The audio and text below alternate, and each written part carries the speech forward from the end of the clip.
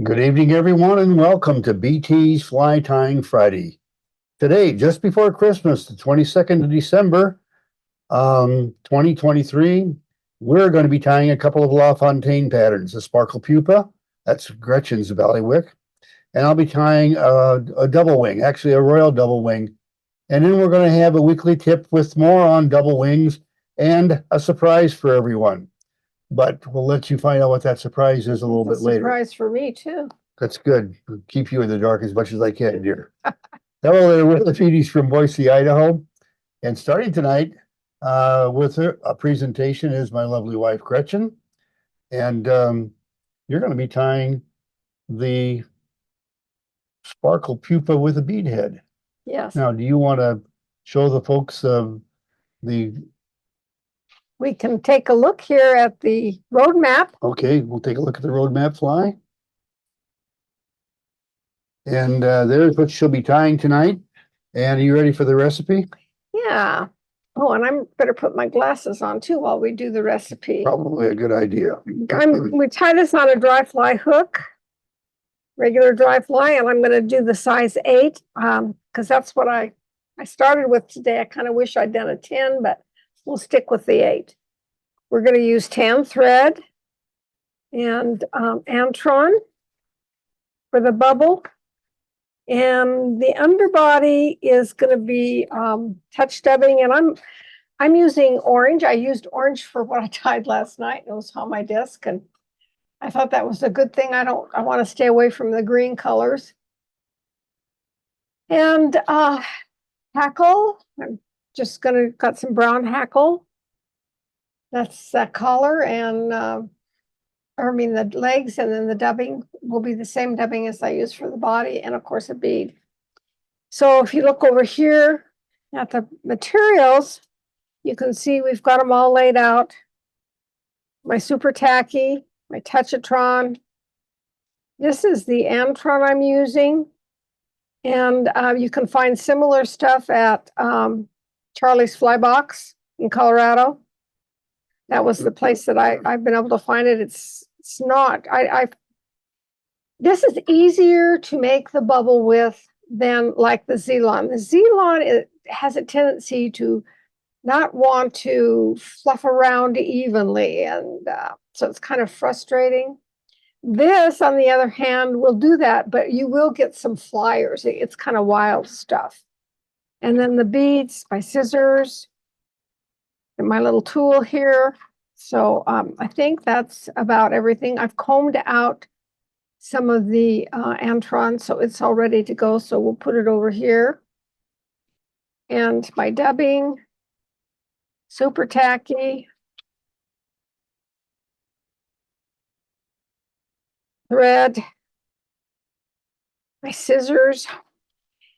One of the things that you really want to have too is your bodkin, because you're going to have to fuss with that bubble a little bit most of the time. It's interesting. Sometimes that bubble will just come together perfectly, and then other times you kind of have to struggle with it a little bit. And I can't tell you why. Sometimes I do it the first time around, it looks great. Sometimes I have to fuss with it a little bit. So we'll see what happens tonight. When I was tying hundreds of them, I probably more consistently had an easier time with the bubble. And I find myself fussing with it a little bit more now. Maybe that's just me. I don't know. So here we go. So I'm going to start the wrap back here by the bead. Let me put my magnifiers down so that I can. One of the things that happens when I'm trying to fuss with that bubble, sometimes that bead sneaks forward. So I like to put a little bit of thread right there so that he doesn't sneak forward on me. And then I'll continue my base wrap. When I get down here, I'm going to stop about at the point of the hook. And the reason for that is I like to tie the Antron on bare hook because it makes it a little easier for me to slide it around and manipulate it. I've already combed this out. As you can see, it's in pretty good shape. but the ends are a little jagged, so I will hold this over the waist area here and clip it off so I have a more even. So we're going to put it right here with the long part facing back and kind of fuss with it a little bit.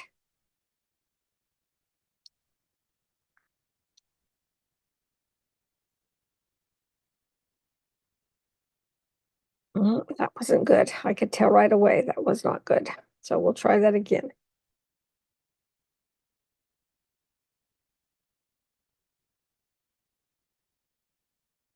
Okay.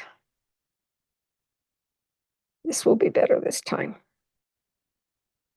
Now, when I kind of get this down, come back here and we'll see what we've got going on.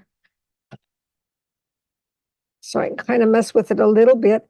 Oh, the other thing too is it is just too hard to deal with all of this waste. So I always bring it forward a bit here and trim this off. Makes it a lot easier. Okay, because when you start trying to pull it, whoops, I got stuck on my vodka. When you start trying to pull it around and fuss with it a little bit, all those long fibers make it exceedingly difficult. Once they tangle up on you or something like that? Yeah, they do. And you can't get them to go where you want them to because they hang up on the bend and on the bobbin and everything else. So it just doesn't work real good. So I think I've got that pretty good now for a start. Let's see if we can do our dubbing without messing up our bubble. Find a little preparation when you first tie it on. It helps you a bit in the end run there. So I'm going to use some dubbing wax now. Oops. That's seems to be glopping up on me a little bit there, but I think I've got it now. Probably need to clean the surface of that. And I'll get out my Touchatron, which is I've got this up the other way, so there we go.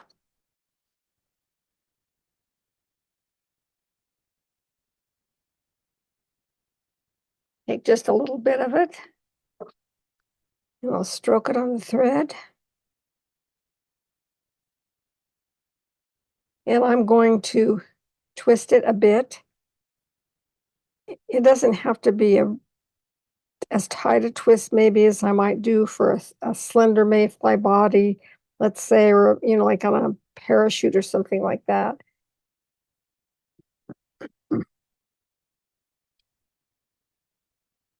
We'll start back here and just work our way forward.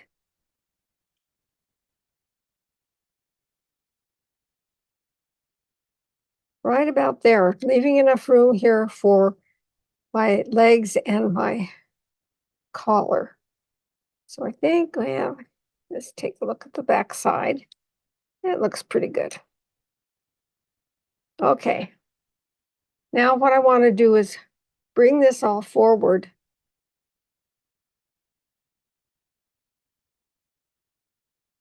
And what I do is I kind of pull it here, and take a look at it. Yeah, see, I think I could just move a few of these fibers that way. Just kind of mess with it a little bit. Oop. There's lots of oops in this fly. Now the secret is you've really got to hold this so that the thread torque doesn't totally mess it up. So I try to kind of hold it on the bottom and on the top. And there we go. You can see it's pretty evenly distributed. And remember what I said about it being kind of wild. Look at all those things flying around. Well, we'll take care of those here in a minute. Trim off the excess. Looks like I've moved it forward a little bit, so I'll poke it back here. There we go.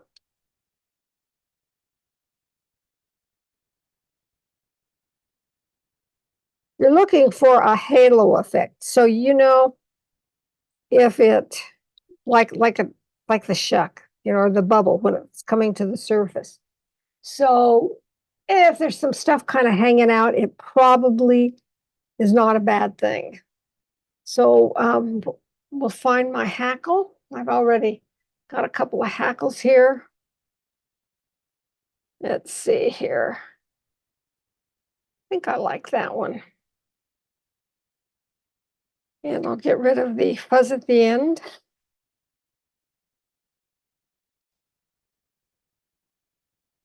And trim it off to about the right length.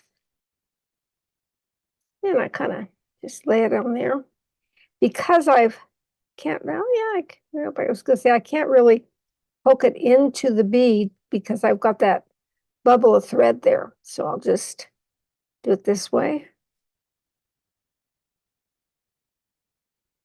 Just a couple of wraps.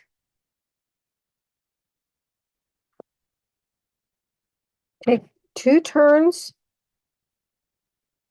And now I'm going to just force this back a little bit and force it back into itself so it kind of goes back.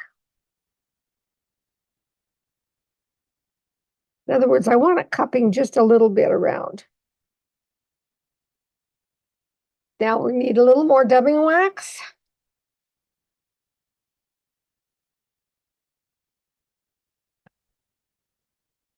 There we go.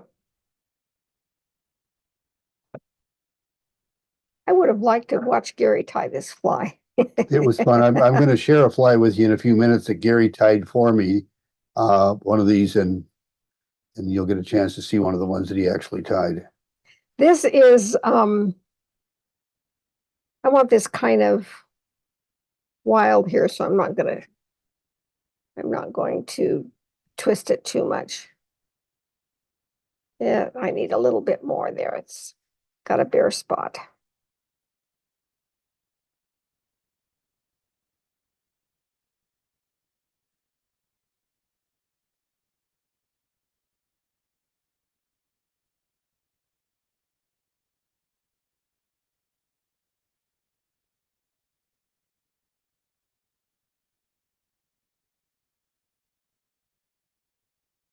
And my whip finish tool.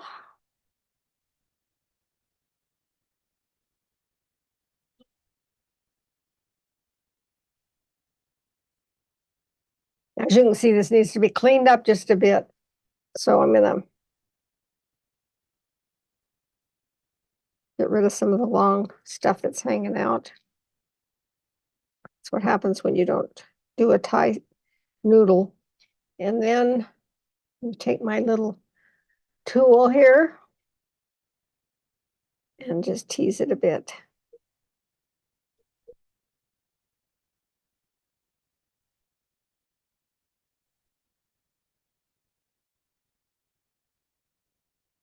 Let's see here. I don't think I want quite all that hanging out, but I got to be careful of my hackle. There, that's a little better. Yeah, that's looking pretty good. Yeah. So there we have I've got a few wild ones in there, but a couple of good back casts will take care of that. Well, and you know, because of what you're trying to imitate, a bubble and all of the stuff that happens as it comes to the surface, I don't really think it matters that much that you might have some, like this stuff trailing back here. I think that's great. So any questions?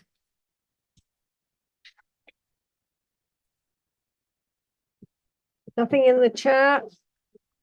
Nope. Well, then I'm going to go over to the materials camera, and inside this book that I got from Gary, at the time I got the book, I already had one of the books, and I ran into him at a show. I can't remember if it was Spokane or Coeur d'Alene. Anyway, somewhere in the Northwest.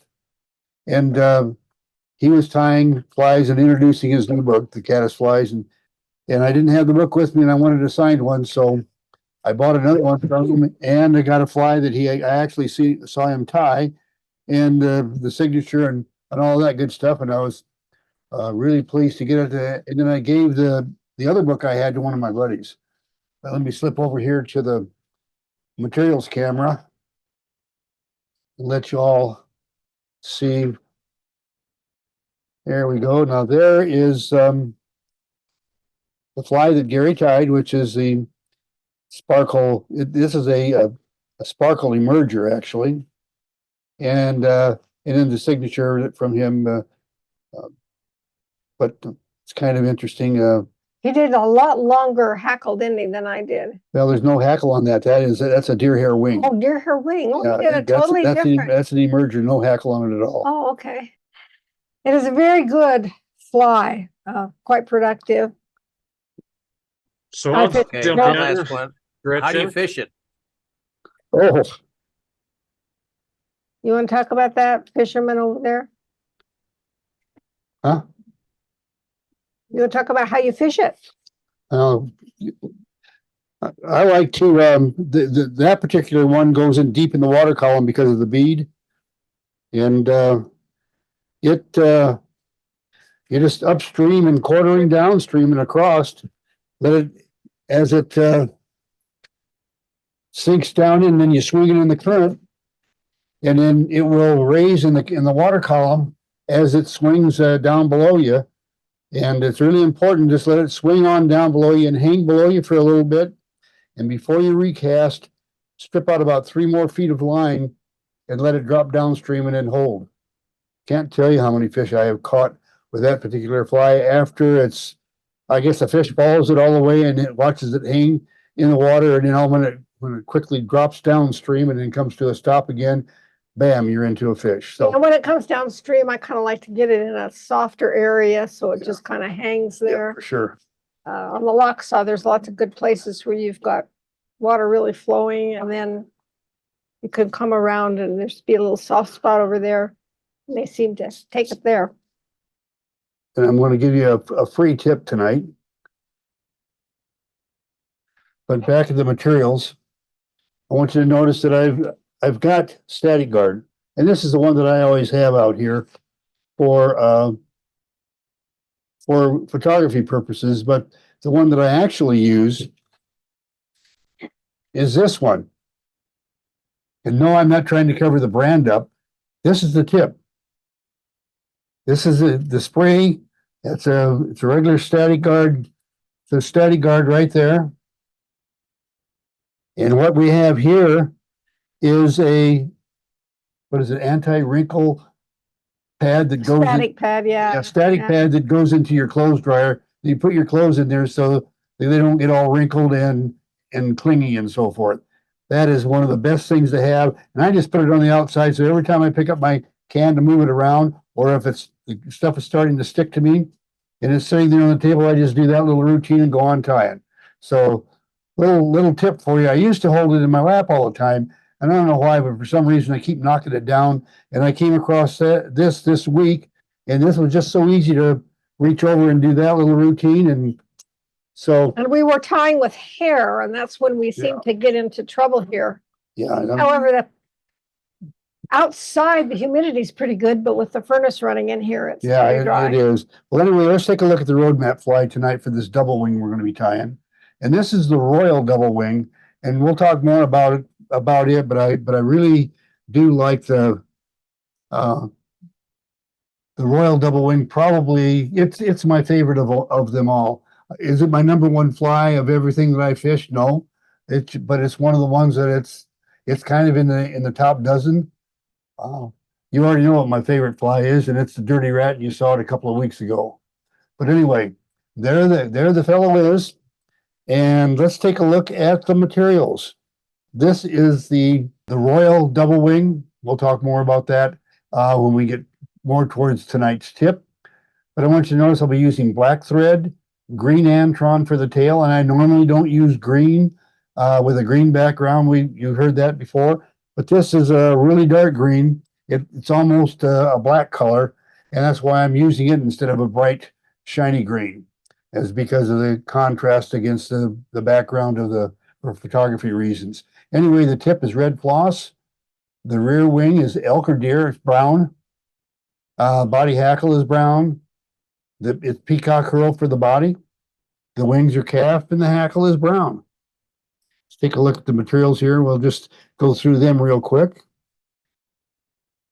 And I'll start by setting, I have a spool of red floss and black thread, and you'll see why here in just a moment. I'll just set that over there, get started.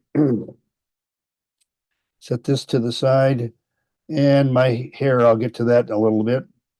And the first thing I'm going to need is my Antron body wool, and as you can see, that is a very dark green. You could almost call it a peacock green, but it's I use on the flies that I actually tie, I use a really bright green, but you know why I'm not tonight. I'll set that over here to get to it. And I think the rest of this stuff, here's my sized hackle. I'll set that over there as well. So it's waiting there for me. And now let's go to the camera there, and I'll get the fly out of the vise, set that aside. And I'm using a 2X long dry fly hook right now. And Gary originally tied this in his book, or narrated to it in his book, on a 1X long dry fly hook. And Paul Stimson and I were, well, I don't know, back in the latter 90s, we were tying these commercially for his company, the Book Mailer. And we finally cornered Gary and says, Jesus, man, just getting all these materials stacked on a 1X long hook is really a pain in the butt. Is there any way you'd let us use a 2X? And he says, well, the only reason that it was on a 1X is because I didn't have anything else on my tying desk at the time I wrote the chapter. I said, okay, well, good. So that was a real easy negotiation with the boss on what we were going to tie it out of. And so anyway, I'm going to start not with black thread, but with some single strand floss. And I'm going to start at the 1/3 point back from the hook eye. Going to wrap to the bend.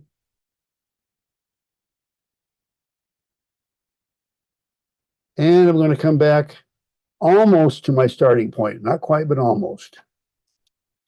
Now here is my Antron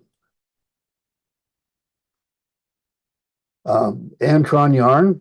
And I'll just trim a piece off of that and tie it on as a tail.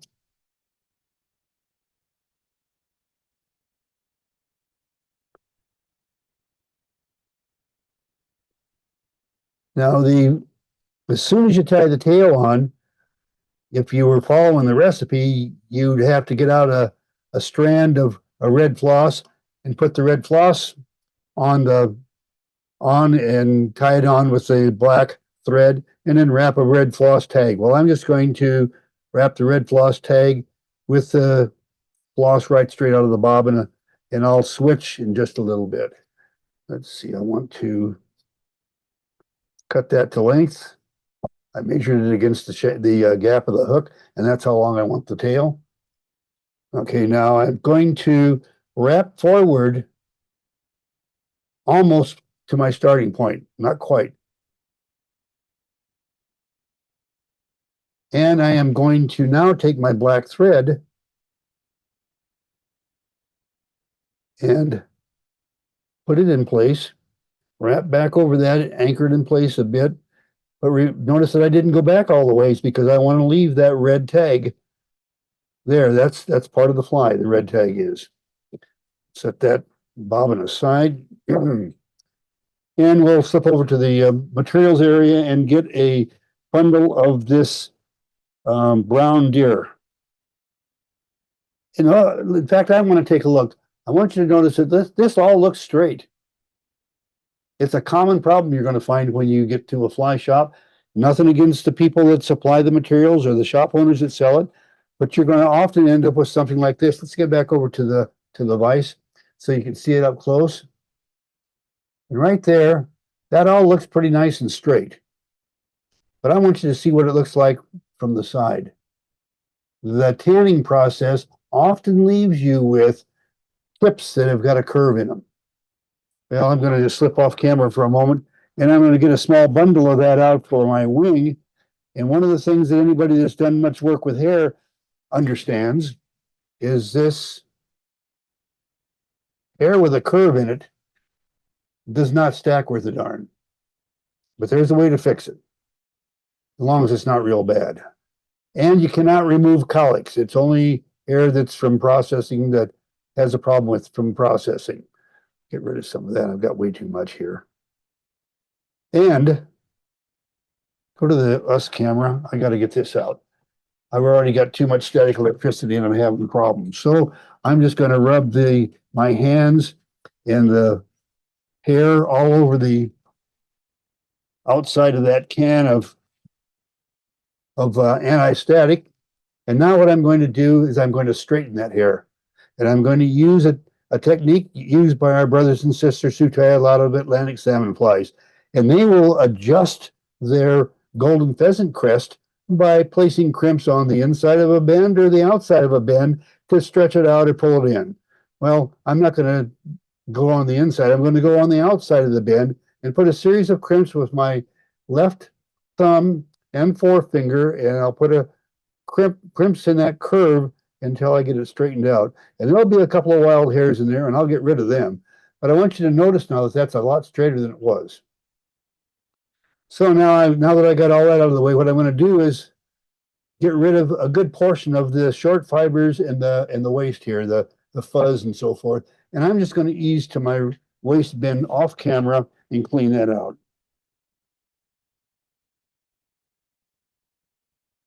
Oh, good. That last visit to the can of anti-static did the job. The hair quit sticking to my hands. That's good. Now, you have options on that. You can go to the store and get the anti-static, or you can go visit Ellen Curie in Naples, Florida, and that'll take care of it too. Or you can go to Mississippi and visit David, and that'll take care of it as well. So those are options for you. All right, now I'm just going to see how that comes out there, and I've got a bad one in there. I'll pull that out, and I'll probably have to restack after I get done there. Okay, that's looking reasonably good. I think I might have got by without having to restack it. And I want that to be almost as long as the tail. And I want to show you something. First off, I want you to see, now this stuff will flare like crazy. Oh, just gives me fits trying to work with it. So I'm going to start out by putting some gentle wraps, just kind of gathering that together. Now I'm going to wrap back towards the bend a couple, and now I'm going to bail into it. I'm really getting that cranked in there, really anchoring that hair in place. And what I did is I used the gentle wraps temporarily to keep those waste ends out of my way, because they will get in your way. Now I'm going to go ahead and trim that, and then I will wrap them down, bind them down into a taper, which will be the taper to the front part of my body. Now I don't have to go over to the materials. I've already got a hackle here. It's part of a Whiting 100 size 14 package. And I'll just tie that in place. And I want you to notice when I'm tying in place, I'm going to pull off a few more fibers here. By the way, John Wright wanted to know if the crimping would gradually leave and it would return to a curve. It does not. If you take hair with a cowlick, you can force it to straighten out, and it will go back in time. The stuff that's from processing will not. Once you've straightened it out, it stays straightened out. Okay, now I am going to make sure that I do not anchor the feather right up next to the barbs next to the body. I want bare stem so that I can get a nice turn of hackle before those tips start flaring all over the place. So there we go. I'll get that in there. And now it's time for the peacock. I'll slip back over to my materials area and get some peacock. Let's see, what do we got here? I'm going to be making peacock chenille out of this, so I don't really give a darn. I'll get some of the lousier stuff here that, with the support of a thread for a core, it will probably work pretty well. And I'll just tie that in place right here.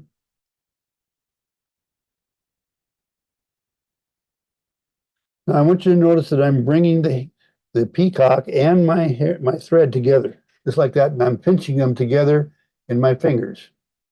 And now I'm going to start wrapping from front to back, allowing the peacock to turn into a chenille while wrapping, making each turn closer to the end of the shank. And now I'm going to let that kind of untwist itself, anchor that in place. I want to make sure I didn't cover up my tag. Okay, the tag is good. And now I'm going to trim that off. And now I'm going to go forward using the same concept with the hackle. I'm going to hold the hackle and the thread together and wrap forward. And what I'm doing is each turn of hackle is being anchored in place by a turn of thread. There we go. That slipped on me. I'll undo that. There we go. I lost it there on the last one, so I'll go back to the traditional method. And I'll just pull that back like that. And I want you to notice that I've got a couple of fibers sticking forward. Trim those off before they cause you trouble later. They're long enough that if you weren't careful or pay attention to those, the doggone things could very easily end up in the head of your fly and take a good looking fly and just garbage it up because you got junk showing up in the head. Okay, well, let's get back over to our calf tail here at let's see what we got. That's a pretty good bundle of hair right there. I'll just pull that out. Go back over to the vise.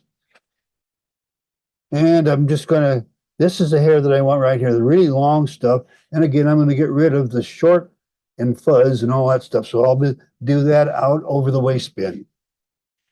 Oh, by the way, proportions in your wings, this is the double wing. So you don't quite want to put on two wings that are equal to what you would normally do on a single wing, because you'll have just twice as much hair on that fly as you want. And you mean in the bulk of the material? Yeah, the bulk of the material. So I have the wing here at the back has got about half what you normally would have on a complete wing, and the deer hair also has about half.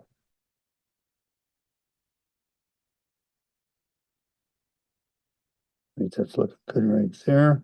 Had a couple of ones that were not quite laying in there right.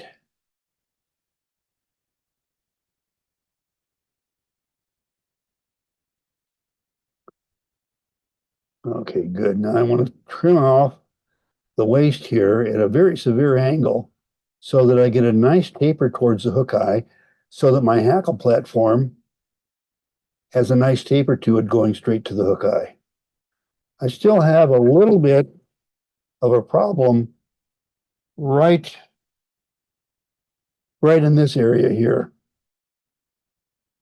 where the thread's hanging. I've got the thread hanging there, and what it's going to do is wait for me to get to it with the hackle that I'm wrapping, and then, like Dutch Bachman often does with his peacock or wrapping his other materials, allows the material and the weight of the bobbin and bobbin holder to keep that from slipping down that hill that we just built there. And we don't want that to happen. Now, I've got a problem here, and I caused it kind of on purpose because I wanted to point something out to you.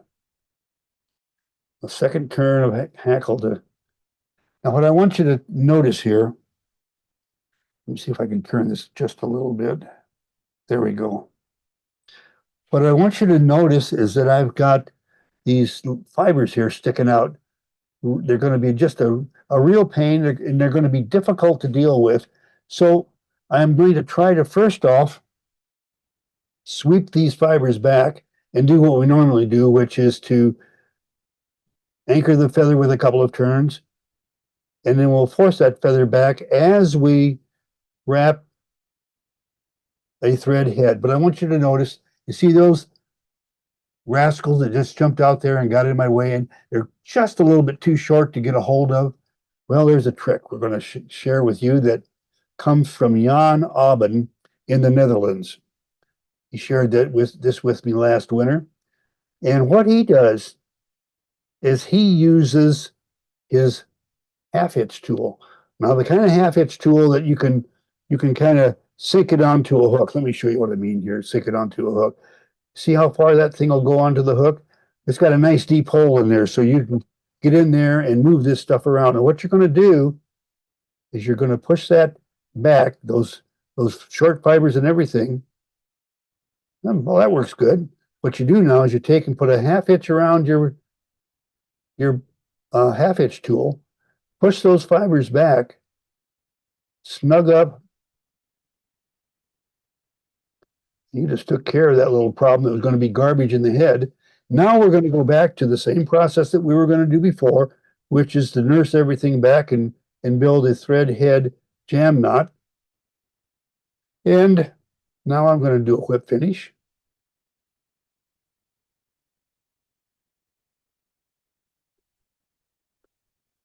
I think I got one caught. Yeah, you got a couple caught I there. got a couple caught. So what I'm going to do is I'm going to first get untangled from a doggone whip finish tool. I know this never happens to any of you guys, and here I am supposed to know what I'm doing, and I'm having problems. But I am going to use a half hitch tool to do a whip finish. Half hitch. 1, 2, 3 turn whip finish. And it's a whip finish when you allow it to collapse and go over the core strand.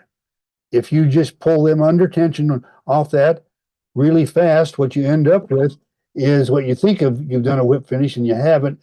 It is a 3-turn jam knot up against a half hitch. Cut that out of there. Now, what I want you to notice is that we ended up, I had a problem there. That head had trash in it, and we got rid of that trash. No head stuck or trash stuck in that head because we used the half hitch placement and the tool to push it back out of the way and then anchor it with the half hitch. Any questions? We all have a question. It says, is there a secret to determining the curve in the hair is natural or is it caused by processing? Well, as an example, if you're down by the flank area of the animal and you've got curves in the hair, there's a darn good chance that it's a natural curve. It's a cowlick. Well, I could turn around and show them my cowlick, and that would, That's it. I like that. Go right ahead. Oh, I'll have a wise comment for that too. What I want you to notice though is you can see the processing. In processing that tanned hide, it shrinks a little bit and causes those tips to curve. And I'll get over here in front of the vise. You might be able to see it just a little bit better. Let me take this fly out of the vise so you can see what we're talking and if about. it's cowlick, it's going to be more swirly, Yeah, more like going in a circle Yeah. rather than all curving. but I think you can Back. see on that one's just got a natural curve, and it's caused by the tanning process. It's really tough to get them perfectly straight. In fact, the best hair for perfectly straight is a really well-handled rawhide that's been cleaned properly and so forth. But anyway, that's, as you can see, if I can pull this out, and you can see it all kind of curves in that one direction. Anyway, the weekly tip, more double wings and a surprise. And the surprise is really just part of the more double wings that we're going to talk about. But what I'm going to do is share something with you. And back in the day, we never did have a complete list of all 12 double wings, their color combinations and recipes, and when to use that particular color combination. And so between the information that we got from Gary, in various sources that all came from Gary, but it came from, some of it was from the raw footage that we captured in the videotapes that we did with Gary and his daughter Heather. Some of it was from Gary's book, and another one was from a phone call that I had with Gary prior to his death. That was for the last one. But anyway, we put together a list of 12 double wings, their colors, and when to use it. And in fact, let's take a look at one of them. That's tonight's. It's the Royal Double Wing. It also could be enchanted, but you're not going to have to buy a copy of my hair wing book on page 93 to find out what an enchanted fly is. Anyway, but there's the information on it. But I want you to notice Gary's suggested use at the bottom. It's the ultimate attractor. It's got a green, red, and brown highlight and works on riffles during middays as an all-around searching / attractor. And that's one of the places that I use it. There's a lot of freestone streams here in Idaho, and that Royal Double Wing or a stimulator or whatever, but a double wing works awful well. You know, and if you have confidence in the fly on the end of your line, you're going to do well. But anyway, the surprise was the tip that we just gave you on the Royal. Now, what we want to do here, let me get my pointer out, because we're going to go to our books, and this is seriously, this is just a plug for us to try to make money off of you all. I mean, we do all this stuff for free, but it's still, if you'd consider buying some stuff from us, we sure would appreciate it. But anyway, let us take a look here. You go to our website right up here. See that? Okay, and from that website, you come right down here. You find the book on the left-hand side of the website, LaFontaine's Legacy. And what you do there is go through the explanation and the price list of the LaFontaine's Legacy. And at the very end, you'll find a sentence that says to download the 12 recipe sheet, click here. And I don't think I need to tell you any more on what you need to do from there. I think you can probably all figure out what to do. But that's what you do. You go there to our website, look around, please. If you have some interest in any training as far as fly tying knowledge, and you think we have something there that might be of value to you, please feel free to buy. But in any case, you can go to... Oh, never mind. Oh, I'm sorry. Anyway, in any case, you go to the website, go down there, click the link, and that is a Microsoft Word document. So if you want to move it around, cut pieces out of it or whatever for your own use, I just would appreciate that you give LaFontaine the credit where credit is due as to where all the information came from. We're going to share on BT's Fly Tying Friday tonight. Anybody that has something that they would like to share with us, then please feel free to do so. Anyone that has something that they want to share, please let us know what it is. How about Evelyn? Let's see that Sparkle Pupa. Oh, looking good. Oh, good job. Yes, thank you. Not very clear though. I'm anxious to see the double wing. Oh, here it is.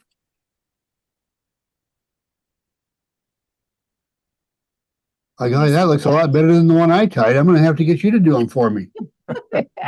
Hey, thanks a lot, Evelyn. When crimping barbs, they use the round jeweler's needle nose pliers. The round pliers seem to work really, really well. The round pliers work really well for, what was that, John?